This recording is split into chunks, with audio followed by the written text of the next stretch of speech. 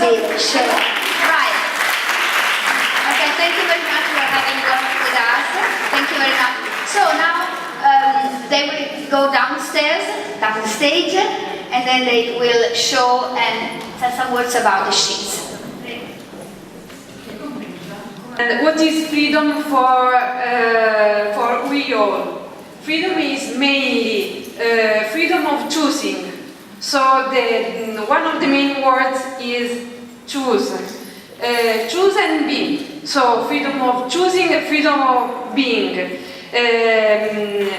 Being what we want to be, and think what we want to think, and do what we want to do, and where and when we want to do all these things. So freedom of choosing and freedom of being.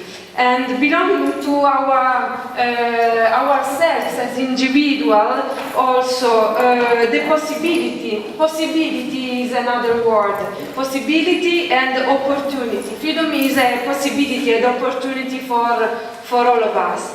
But freedom is not only something that deals with ourselves, as an individual, but also. It was quite hard to find sentences for the people because it's something we relate with technological matters, and often I saw many people thinking about it deeply. Anyway, I think we could get many ideas. All the ideas are very interesting. But I think the most used words were ideas and share ideas and try out new ways. This was a very chosen one. New ways. So share ideas and find new ways, and also growth. Power, growth, something always related with our strength to be to face the future. And other words were social, something related with the social innovation. And women want to be innovative. They are founders of the social innovation. Challenge also is an important word. The last word we chose, and it's a quite important word, and sometimes could appear as a word not correct when we are speaking about Europe as a whole. But Europe as a whole don't mean to lose differences, because the Europe is USP, unique selling proposition, is diversity. Somebody said we are not like America or other countries or big players in the world, all equal or all the same. We are different, and we have to preserve this different, but to make from the difference value. Okay, and the most important part of diversity and is tolerance and respect for the difference. Diversity doesn't mean to be each other in the other different parts and don't come together, but to respect and to be tolerant with the differences. And this could be reached teaching this value at all levels and at all ages, in the school, at work, and so on. The second point was to recognize different levels of skill and competences, because diversity is not only the diversity of race or religion or so, but it's also diversity in the competences and in the skills that we have, and to recognize these differences is very important in order to create new professions professional profiles and increase through this recognition the level of positive diversity in boards of companies, in board of parties, and also in leadership. And it's very interesting that they said we need some colorful mixture of different age and different gender and educated people in all kinds of leadership.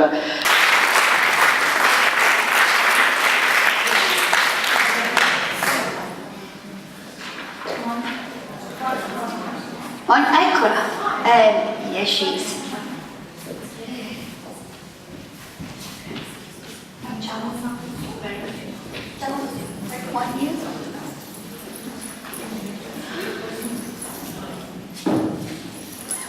What I'm going to do now, in the first part of this conference this morning we had the possibility, and we offer you the possibility to understand and to speak of different topics. We gave you, and we gave ourselves a different idea. We spoke about youth, we spoke about women, we spoke about finance, economics. And we would like now to try to make a summary or some conclusion, if it's possible. I mean, on this topic there's no conclusion because everything is work in progress, but we have the good luck tonight, we have two politicians. And I think that when someone is, I would say, think could be an open city, where every citizen can be free. Thank you very much. The first thing I want to say is that I was really struck by one of the things that was written there with, it's okay? Yeah. With freedom, you know, one of the phrases, freedom is basically to follow rules. So I thought that was a very interesting line, because actually for a lot of people freedom is to do exactly the opposite, to be free, not to follow rules. So, but of course if everybody doesn't follow rules, then nobody would be free, or only few people would be free. So I think that was a very wise way of describing the fact that to be free you need everybody else to be free as well, in a way, because otherwise this is something that is only for some. And my idea of an open city is exactly a place where this question of equality goes very much hand in hand with the idea of the capacity of doing what one's inspirations are without, you know, going against or taking out the same freedom for others. So when you speak about an open city or a place where this idea of freedom is positive, you unfortunately understand that things get complicated. You know, it's not easy to organize freedom for all. And in a lot of governments, including here in Italy, there was the illusion for some time that the fact that everybody was free would be good for everybody, you know? And in reality, that created a situation of privilege of some. So once again, for me, when you're speaking about an open city, it is true you need rules, and you also need everybody able, or at least most of the people wanting to play the game of being free among other people. And also you have to accept the fact that my idea of being free and being open is not exactly yours, but on the other hand, we have to agree on a level playing field. And this in our cities, which are more and more diverse and more multicultural, is very important. Because, for example, when we are speaking, I live in a country which is, I come from the city, but I live in Belgium. And in the place where I live, 64% of the people are of non-European and mostly Muslim origins. And the life in that part of the city was difficult. It became better and better, but there is still a fundamental choice to be done. The fact that I accept that these people can live in freedom means that a lot of women, for example, are excluded from public life, have reproduced in that country a situation of oppression, and are actually bringing us also confronting us with going back to our own freedoms. So I think that in the moment in which you're speaking about an open city, you also have to speak about groups, as I said at the beginning, and you also have to speak about your sense of openness and of wanting to ensure freedom of choice to everybody that sometimes has to be forced on those people. And so I believe that all these things are, of course, very complicated questions, but I believe that if you have the ambitions to govern, you have to be very clear about what are your guiding values, and those guiding values have to be universal somehow.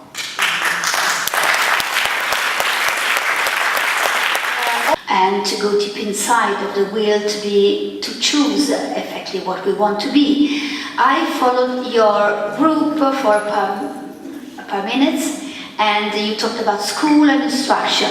Would you apply the concept of freedom to the European school, maybe, or to the Italian school in comparison with other schools or Europe?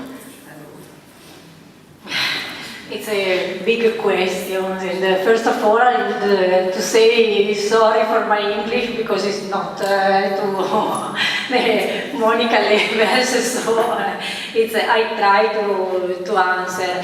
We have a long discussion in the group about the school and about instruction, and we say each other that sometimes we have some European law about the school, on the school. There aren't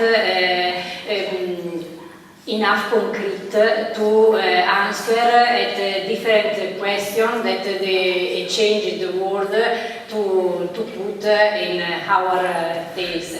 So I think a freedom school is a school able to look at the changed world and able to answer to a different question of this time. The questions this time put in front of us is the first of all, in a world where we have all the information in a click, how to choose and how to make the students, the young and also the adults able to choose between important things and not so important things. But to be concrete and but because the school is able to do in so way, we need a school with enough money. And I think in the Europe, a school freedom have to be a school with enough money to work with young and with lifelong learning program for to mettere a disposizione delle persone, to dispose to people the possibility to change in the life job, to change also way of to think at the life. So it's impossible to have. Thinking about the money which is not enough, unfortunately, for education in Europe. What I remarked on the sentences which were written by our colleagues was what I stress now is on diversity, which is also linked somewhat to the freedom and the innovation that we can live in Europe, in different culture. What I mean is that, is it possible through diversity to come to an opportunity of finding a joint reason for making things equal in the different countries, from an environmental point of view as well as from an educational point of view, because this is the goal that we wanted to reach through you, to the European community. Okay. Thank you. I think that one of the problems that we have when we speak about diversity in Europe today is the fact that in reality we are not speaking about diversity, but we are speaking about identity. And I think that in the moment in which you talk about identity, everything gets very complicated and everything gets very and potentially controversial. And I think that this is true also for politics, in the sense that if you define yourself not because of what you want to reach or what you want to do, but because of what you are, then you are inevitably going to have a conflict with those who are defining themselves as diverse from you, even if they want to do the same thing. And they start to have a gain power with you because they have a different identity. And therefore, I think that we have to be careful about what we mean when we talk about diversity, because I can be different from you, but I want to work with you in order to reach a goal, and that's why perhaps the fact that we are diverse is not a richness or something that makes life more difficult, but it's simply one condition in which we live. But if you make of the diversity, meaning the different identity, the only ground of your action, then we are in trouble.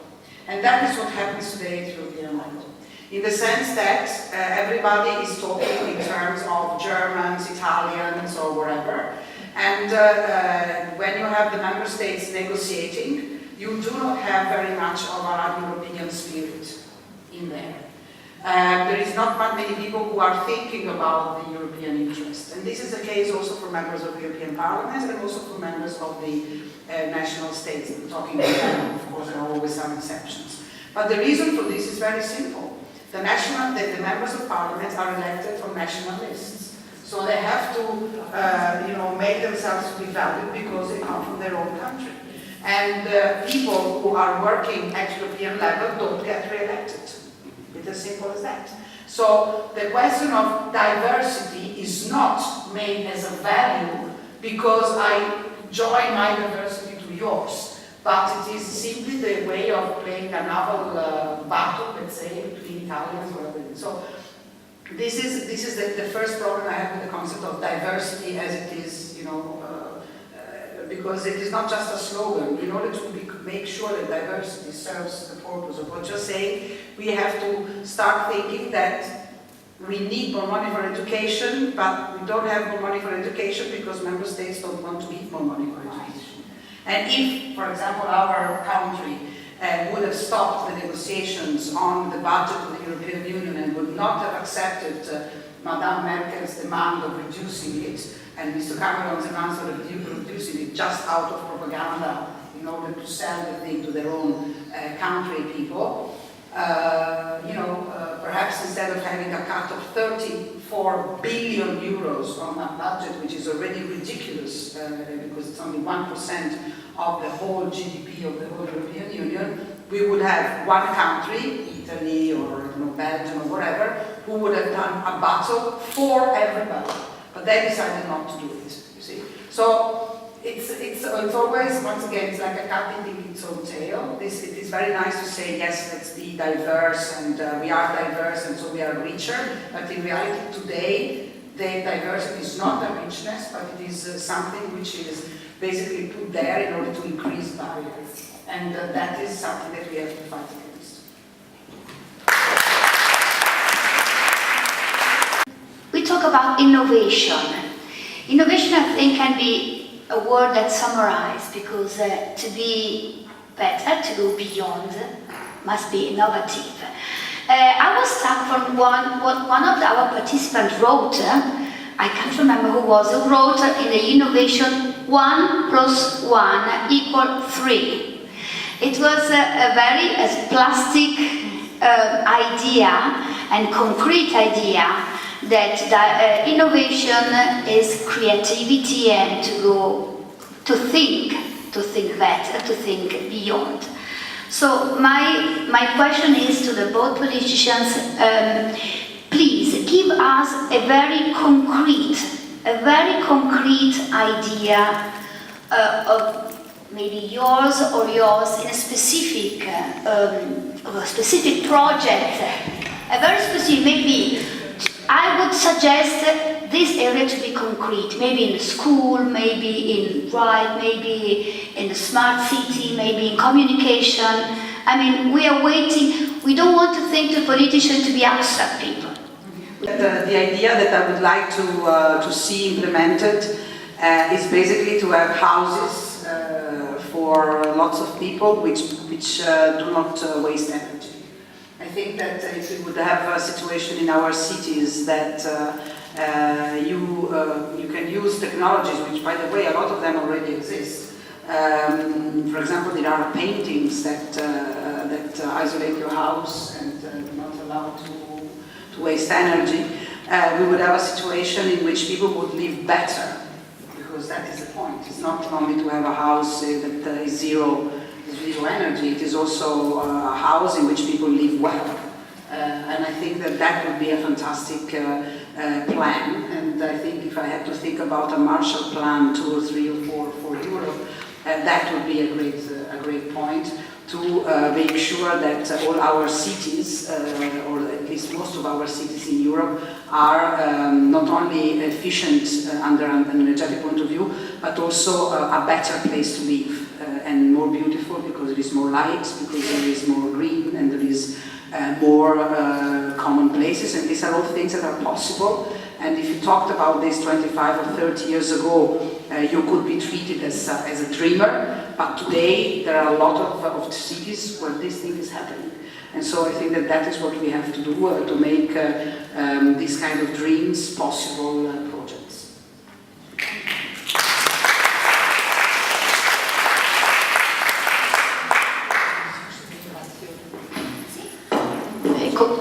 A concrete project about innovation, I think, could be about the use of, now we have great opportunities with the technology of the communication, with the ICT. I think could be a new way of life to improve this ICT, just not in the communication, but for example in the health. I think I don't know very well in the other country, but I think in Italy, and especially in some area not very near to the big town, I think in the mountain areas or in the country, how to be a good way to raise the quality of life, the ICT use for the health, for the medical situation, or for the hospital. And this is a concrete project that we worked and we propose in these days in our national parliaments. So. We are now trying to make a strange thing. A strange thing just to show that when women make stuff and work together, it's possible to put together ideas and overcome. I asked to our speakers to put one question, one another. So we asked Monica to put a question to Marina, and the same for you. So you are moderator of yourself now.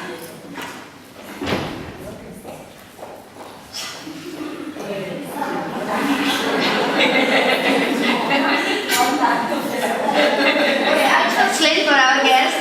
Marina says, please be good.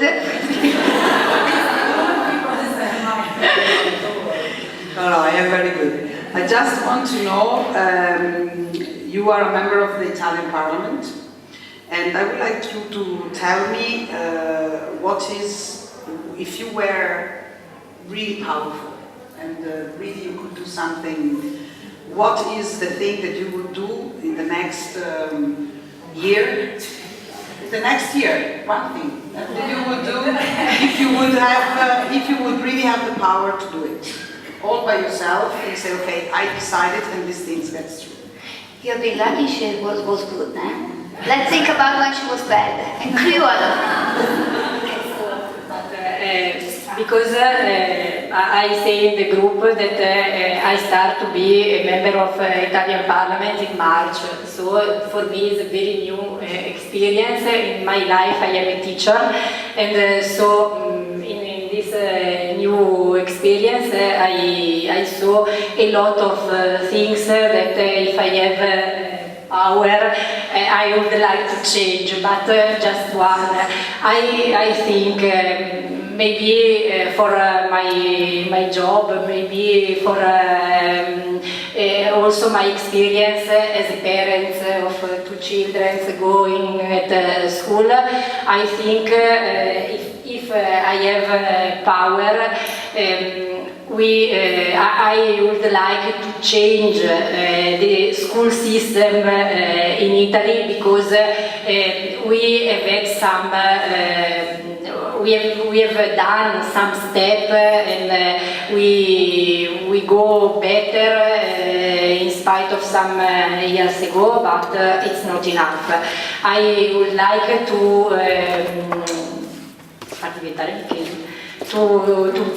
let the school able to learn to children and to young, able to be citizen in this world. And the school, I think, it's the Italian school, but a bit also the European school that I know, it's not able to do that. And I think in a global world as we live, is necessary to have citizens consapevoli, with aware, with conscience, to be a citizen in a world and not in a little place or in a country. My question, I am curious. I am curious, no, I am just curious because you are president of the European Green Party, and the green economy, the items and the topics about all green things, it's we all of us, we know that there are the main question in this moment. And I would like to know how is your experience to coordinate a European party also as Italian, because in Italy this sensibility is not very high. So I'm curious to know your experience in that. You were not very kind. That's what politicians are. Yes, I think it is indeed a strange situation, because I'm co-chairing, because in the Greens you always have a man and a woman chairing the parties. It is indeed a very challenging work, but I have been working in the Greens at European level since 1990, even before I became a Green. And I must say that at the very beginning of my work in the European Parliament, I was sitting in a room with Greens coming from 10 or 12 different countries, and each of them were screaming at each other saying, I am more green than you. And yeah, it was like that. Mostly the Germans were shouting at us. And there, after some years, there was a real development of a common sense of having a challenge, because in the moment in which you want to change the world and change and make it more green, you cannot do it in your home, and you cannot do it only in your country. You need the European level.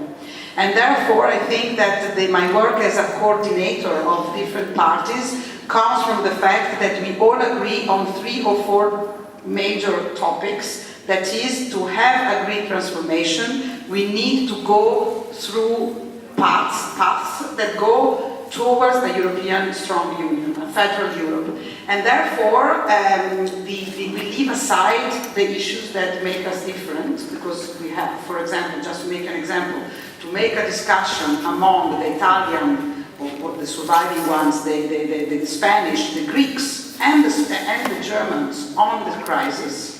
Even if you're talking about Greece, it is not easy.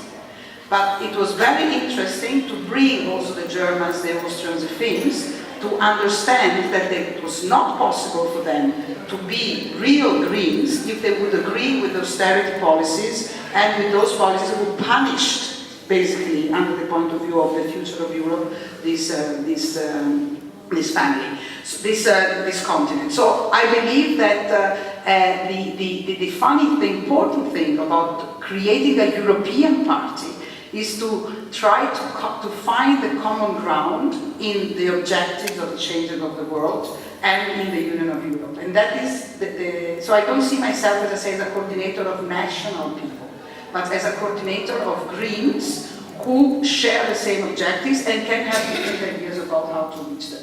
So that's why, and this of course is something that you learn, and that you try to bring it to Italy, above all because, you know, I was first elected in Belgium. I was the first non-national elected in Belgium. And when I came back to Italy, it was difficult because the Greens here are not very fashionable. And that's true. And so the fact of building a new party, a new environmentalist party, or a new sensitivity of Greens also here, comes from the fact that I believe it is very important. I would love, for example, just to close here, that the Greens would not be necessary. You know, I would love that the Partito Democratico or the Partito from the right wing would take up environmental issues, but unfortunately they don't, and that's why they're here. I would love to dismantle that preferred the voice question from the public instead of the Twitter, because I think it's more empathic, not because there were a lot of Twitter, but I think we think it's better because it creates an empathic situation, and maybe as they put the question together, we went beyond the formal way you make conference. But I see that you are a little bit tired. Say with a passionate by heart, thank you, and close this conference. It had been for us a very important possibility for all of us of joining together, to know each other, and to talk about very important things. And I know that important is a wide word. It means everything and nothing.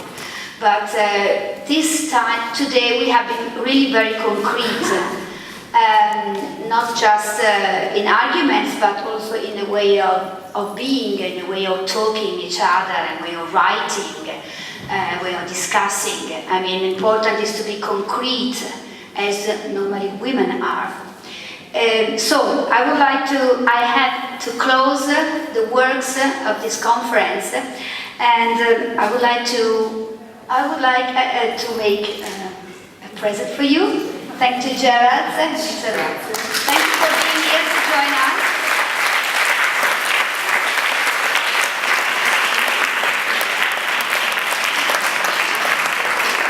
So, let me thank you. Pardon? I call you. Right now, if you want to stay with us, it's your turn. Okay. First of all, we would like to thank to all participants for today, the Italian delegation and German, Austrian, Spanish, and all other delegations who be here. All participants, thank you very much. You joined this today with us, and yesterday and tomorrow with us.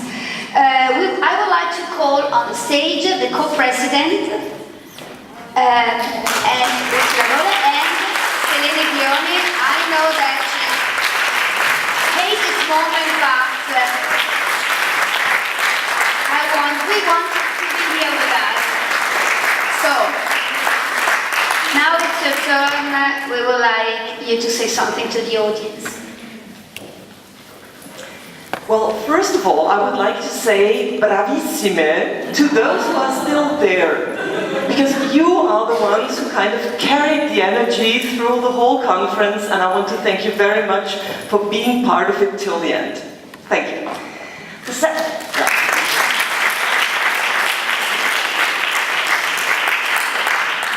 The second thing I would like to do, and it's a pleasure and an honor for me to do that, is that I would like to extend my thank yous to the women who made this event possible.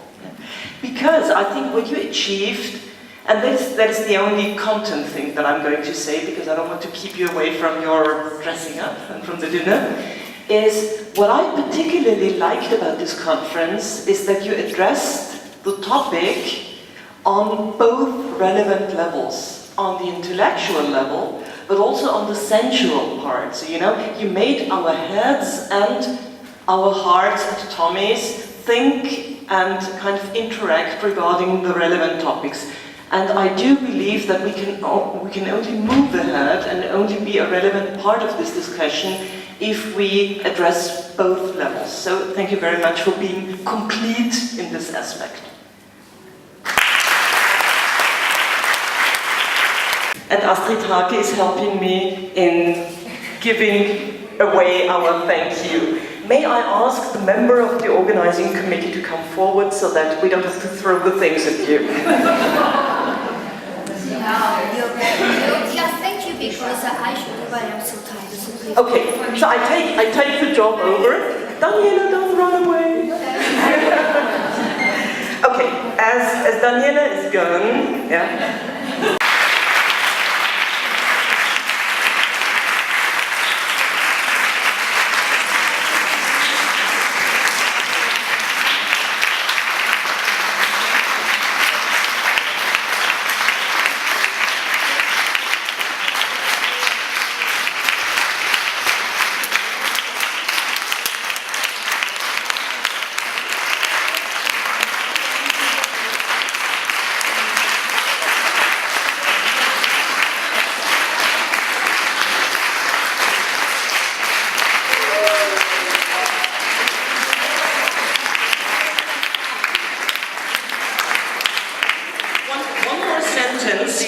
I have heard, and a little bird has told me, a little worked in the background were many more. Yeah?